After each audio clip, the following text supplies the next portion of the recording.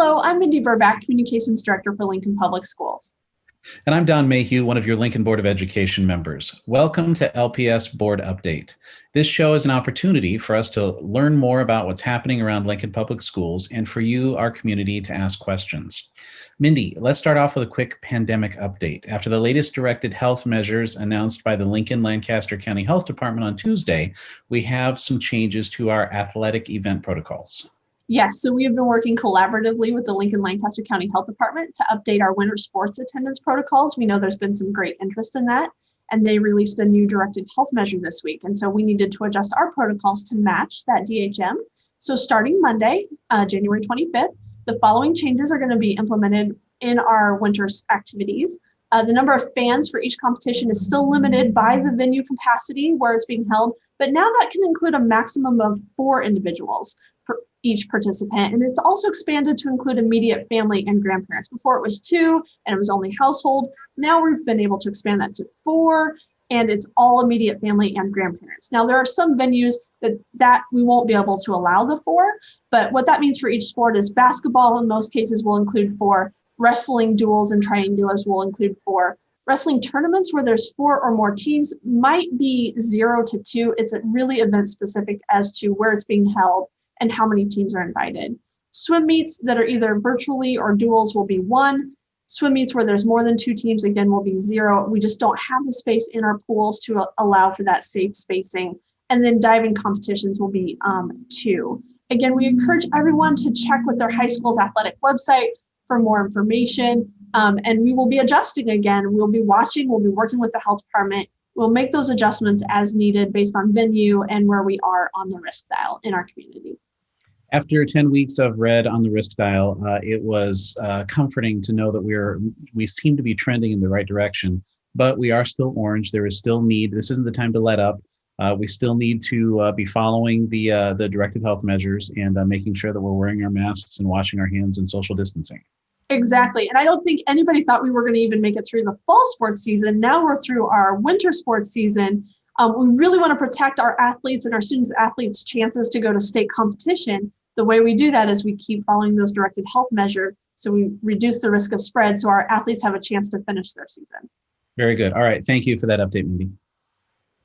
Last summer, Lincoln Public Schools was faced with the momentous challenge of building a remote learning option that allowed for great flexibility for families, as students may need to move frequently between in-person and remote learning. This is how LPS chose the remote learning option for the 2020 to 2021 school year. Even though there is a vaccine on the horizon, there are still many variables and uncertainties surrounding COVID-19 and vaccine availability for students. So staff at Lincoln Public Schools are working to develop a 1-year only remote learning program for the 2021-2022 school year. This will be an important option for families as we continue to navigate the pandemic. Joining us to visit more about the preliminary plans for the 1-year remote learning program is Matt Larson, the Associate Superintendent for Instruction. Matt, you've been becoming a staple on this program. With all of the plates that you are continuing to keep spinning, I really appreciate you taking the time to come and talk with us about this program. Thanks for joining us. Oh, thank you, Mr. Mayhew. Glad to do it. All right, first off, Matt, we know that there are still a lot of details that need to be finalized before school begins next fall. Let's start with, what have we learned from last spring and last fall to build this new remote learning program for next year? We've learned a lot. If we go clear back to last spring, people may recall that it was really an asynchronous model. We were not providing live instruction, and we learned that was not as effective as we wanted it to be. So this school year, we moved into a synchronous model. Teachers were providing hybrid instruction. They were teaching students who were in person in their classroom. At the same time, they were teaching students who were at home, Zooming in remotely. And one of the lessons we learned through this year, while that model was great for the current year, when a lot of students might have to quarantine and were moving in and out of instruction, but it put a tremendous burden on classroom teachers. A lot of work to plan for both in-person and remote learners to simultaneously teach in those 2 different formats and environments and placements for students. And we heard from parents. And we did a parent survey this fall, and looking forward to next year, and asked parents what they thought about. Do you prefer the way we're doing it now? Would you prefer a more dedicated approach with only remote students and teachers who are teaching only remote learners? And more parents preferred a dedicated approach to remote learning, and certainly our teachers would prefer that because it would allow them to focus on one thing at a time. And so based on our experience this year, the data we were gathering from parents and teachers, we made the decision to move to a remote learning program for next year, where teachers will either teach students in person or they'll teach students remotely, but they won't teach both at the same time. All right, so this is going to be a new program. What is this one-year remote learning program going to look like? So right now you can get the details by going to our website, and you can read through the expectations and what we know about it right now. You can press a button and you can register your child for the remote learning program for next year. It'd be very different than remote learning right now. Right now, students who are remote learners are really zooming into a classroom throughout the day that exists in their in-person school. This will be a separate program. It will sit to the side, so to speak. It's almost like its own building, except there is no building. And so parents need to register. We know it's an early registration period, but we need that for our planning purposes as we move forward. We won't be able to offer all courses. Not all courses can be effectively delivered in a remote learning format, but we'll focus on core courses with a selection of electives from kindergarten through high school. And we'll have teachers who focus on remote learners, and then other teachers who focus on students in person. And there may be some teachers who have certain periods that they teach in person and certain periods that they teach remote, as we work out schedules for teachers as we move forward. One of the things we've talked about is the complexity, the amount of work required to offer a remote program.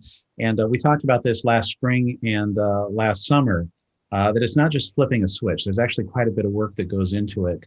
One of my favorite examples has been talking about several years ago when we decided to move to a digital curriculum.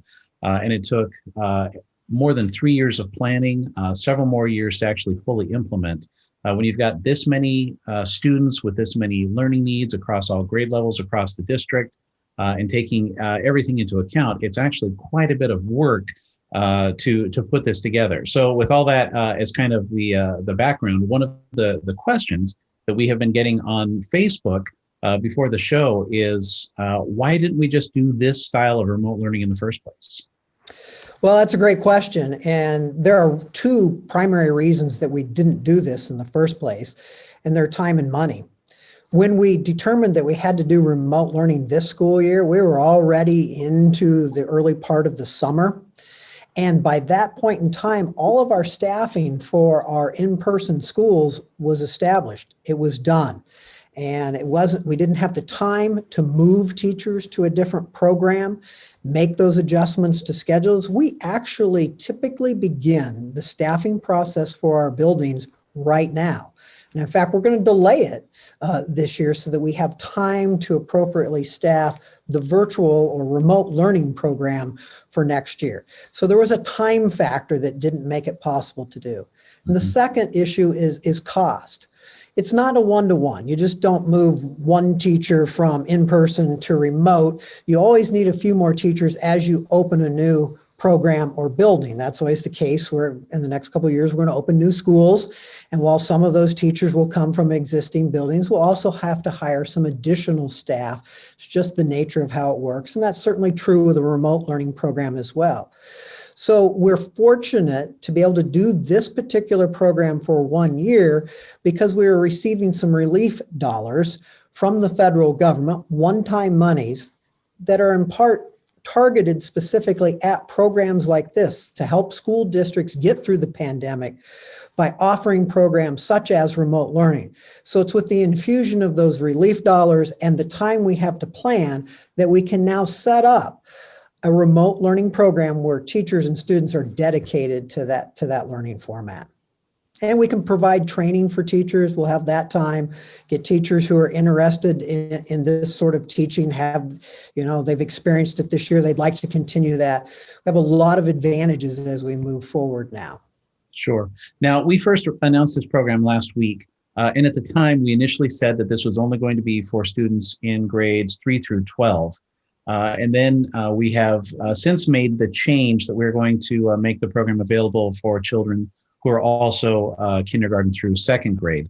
And I remember when we were talking about the digital curriculum and putting devices into students' hands, we also initially drew the line at third grade. There seems to be a natural breaking point there for us. So first question is, why was our first recommendation for grades 3 through 12? And then after that, why did we decide to change and add the kindergarten through second grades?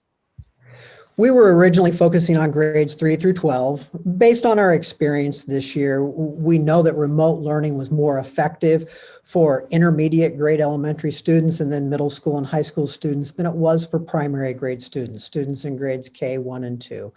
Those primary grades are foundational. Students are learning how to read. They're learning how to do mathematics. They benefit from that in-person interaction with both their teacher and their peer students. It's just the most effective way to deliver instruction at the primary grade level. However, one of the things we learned when that announcement was made, as you pointed out last Friday, so we had a number of parents provide feedback. We said, we understand all of that, but we're still concerned about the pandemic, and we would really like to see the district continue to offer a remote learning option in grades K1 and 2. And as we always do, we listen carefully to parent feedback. And so we made the decision to go ahead and have the remote learning program for next year go from kindergarten through grade 12. We would still recommend to parents who have a child that will be a kindergartner next year or first or second grade, encourage them to have their child attend school in person. We believe that's the most effective environment. We also believe that in-person learning is safe. One of the things we've learned this year is that we can do in-person learning. We can do it safely. There has been no major in-school spread of the virus. And so the school is really a safe place for students to be. But we know some students have underlying health conditions or there are particular concerns. So we're going to provide that K2 program as well, and we'll do as effective a job as we can in the remote learning environment. And we think having dedicated remote learners and dedicated remote teachers will help us make that be as effective as we can in those primary grades. So let's talk about this for a second, because I think it's an important point to make. And I think we've been very clear about this. If we were going to start from scratch and have a deliberate process to design a remote program, it would probably take several years and it would probably look different than what we're doing right now. Our feeling is right now, in-school education is more effective and we feel it's safe, but especially more effective than what we're doing with remote. We're doing the best we can with remote, but it is something that we have largely been doing on the fly in real time, so to speak, trying to be responsive, to the needs of our kids in the world that we live in right now. But again, if we were going to design a program that we think would be ideal for kids, it would probably look different than what we're doing right now. That's absolutely true. It would, but we don't have that luxury right now. We're doing, as you said, the best we can to respond to the pandemic, to provide, assurances to parents and teachers and students, make them feel good about the learning experiences and opportunities they have as we move forward. And so we're building it pretty quickly, and we continue to learn and listen to both teachers and parents and make the adjustments that we need to make as we move forward. And we'll continue to do that over the course of this spring and summer, and of course, next school year as we move forward. Continuing to learn and improve. So in this program for next year, are all of our courses going to be offered? We will not offer all of our courses. I mean, one of the advantages to the way we did it this year was students were zooming into their classes, so they, in a sense, had access to every single course. But since we're setting up a separate program, we're going to focus on core classes with some electives, but it's simply not possible from a budget standpoint or a planning standpoint to offer everything that we could offer in in-person school. For example, you simply can't do do a swimming class remotely. It's hard to do auto technology in a remote format. That we're going to offer, of course, in high school, U.S. history, but we won't offer different versions of U.S. history. We won't, for example, offer AP U.S. history. We're simply going to focus on the core, trim those offerings down a bit so we can more efficiently and effectively staff it without adding a whole lot of additional staff. Every time you offer a different version of a course or multiple courses, you increase the complexity of that program, and then it begins to require more staff as well. Okay, so let's talk a little bit about special ed. And I remember when we very first had to go 100% remote, one of the things that we were trying to figure out was how to bring along our special ed students. We talked about this. All means all. We're not going to start a program for some of our kids. But then, of course, there are the questions of effectiveness with a remote program. We did get some specific questions on Facebook from Emily Ray Stander, and she asked if a student has a 504 plan or an individualized education plan, will accommodations be honored in a new remote learning program?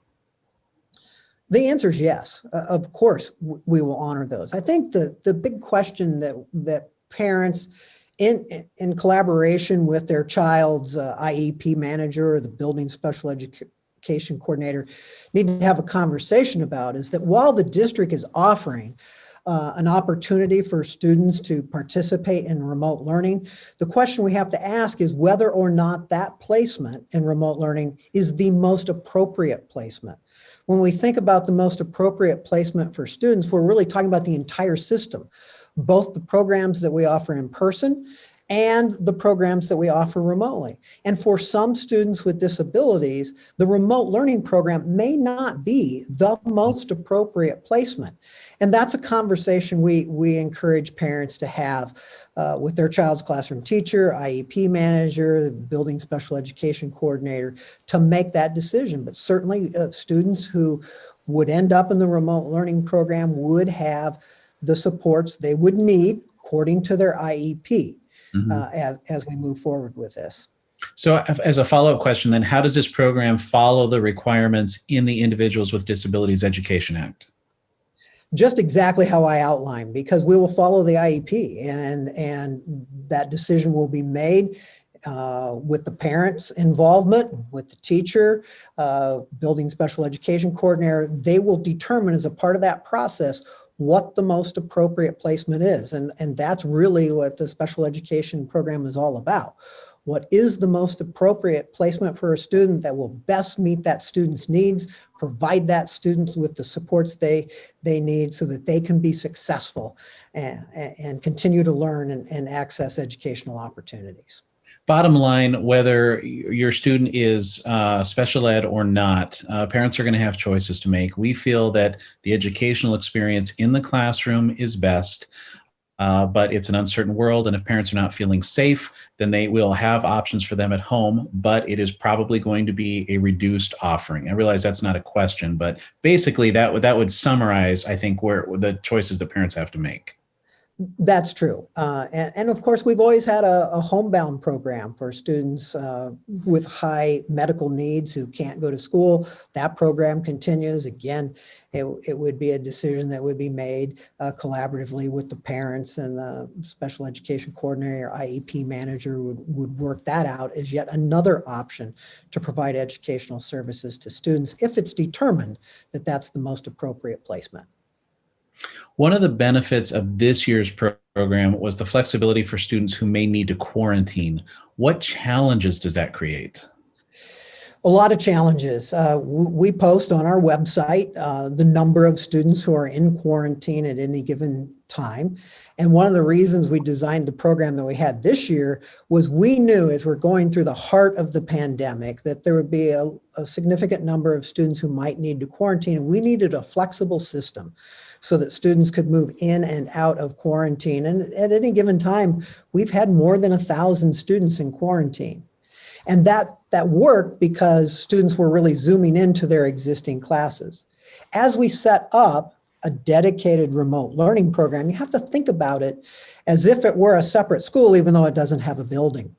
And you simply can't move. I mean, the example I would use is, we have two high schools. Think of two high schools in the district. We couldn't move 1,000 students in a given week from one high school to another because there wouldn't be room for those students in that building. There wouldn't be teachers in that building to serve students. So as we move to a more dedicated remote program, we can't move the quarantine students back and forth as easily. There's good news though. We have every reason to believe that as teachers are vaccinated, as other members of the community are vaccinated, the community spread will come down in our community. Fewer students are going to, acquire the virus. Quarantine will be less necessary than it currently is. And the rules on quarantine have also changed. It used to be you had to be quarantined for 14 days. That's now down to 10. And in some cases, as few as 7 days if you produce a negative test or have some other conditions that are met.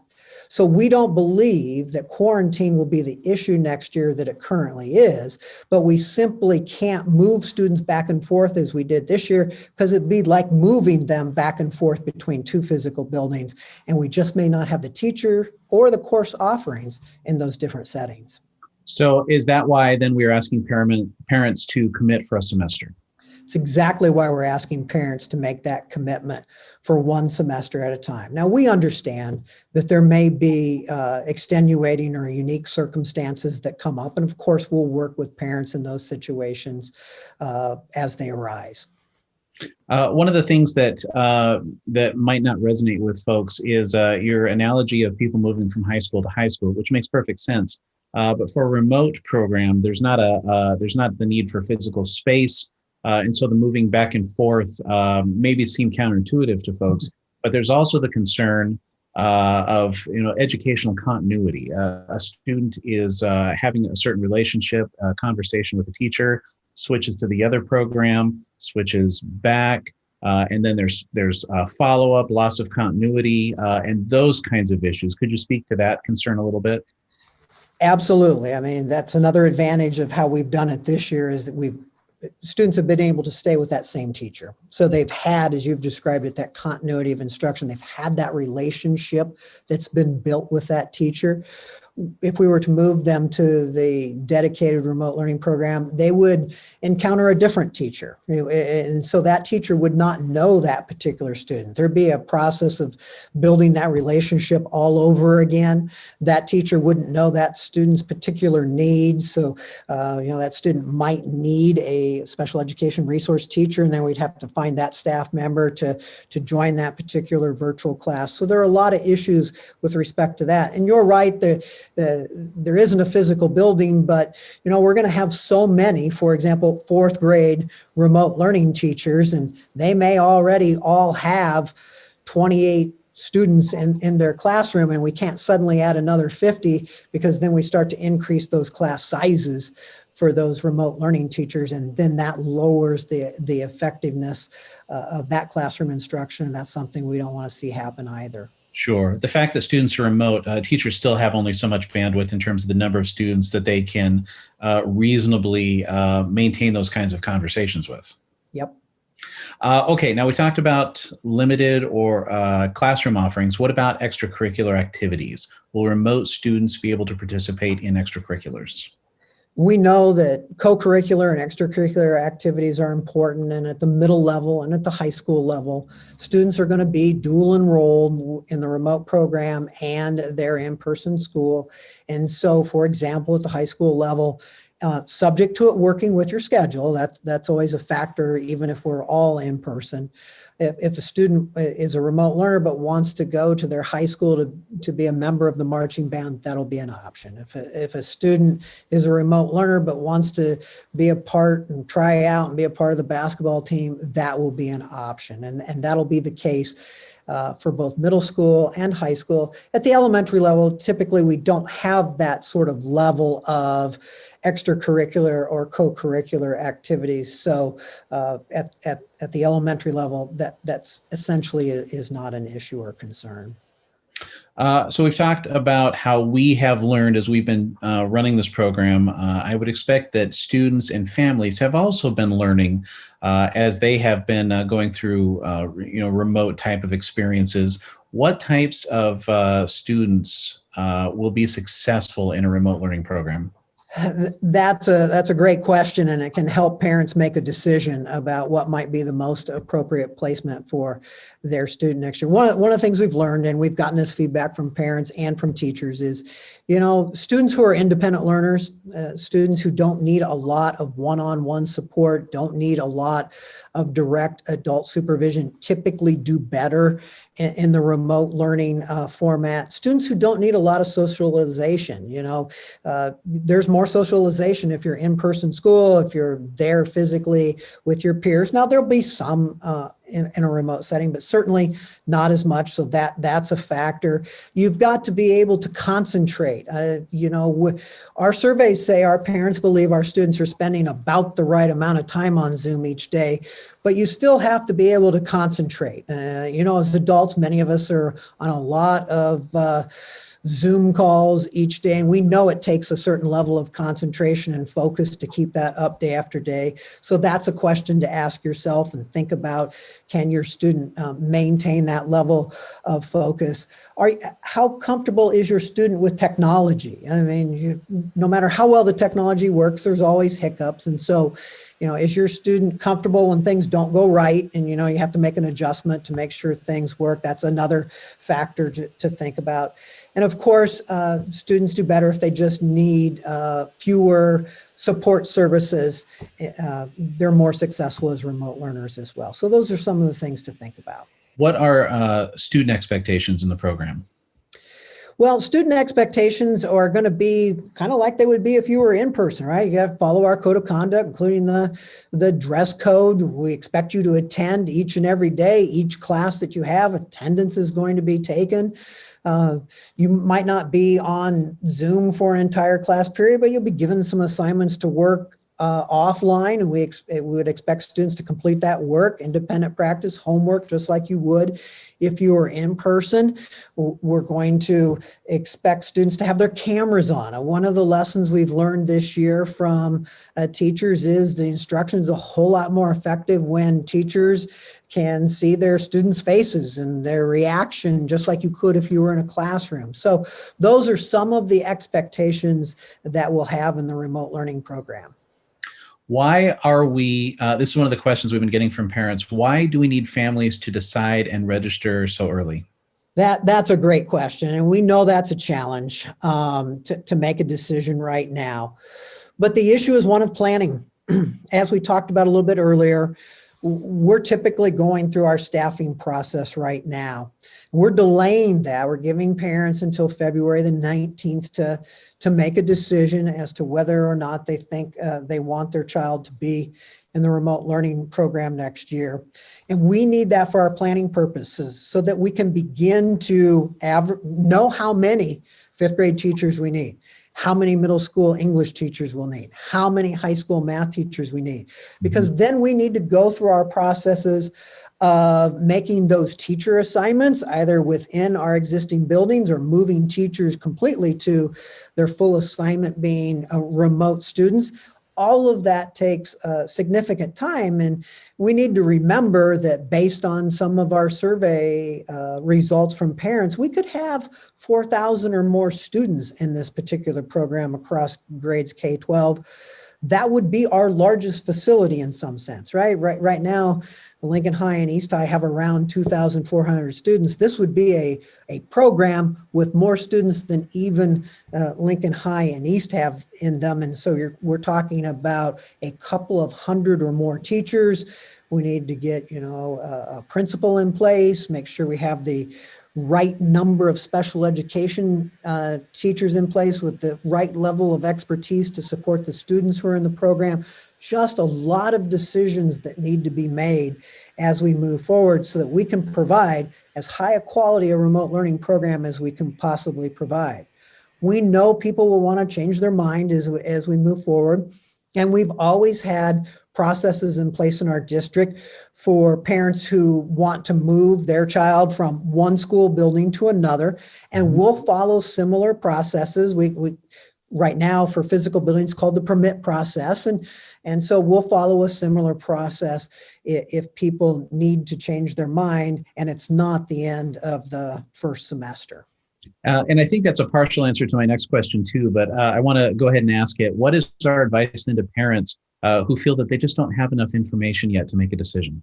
Yeah, we appreciate that this is a difficult decision to make at this time. And so I think if I were trying to make this decision for my own child, and I thought, I was going to be concerned about the pandemic come next fall, I would probably make the decision now to enroll my student and then see what happens as the spring and summer move forward.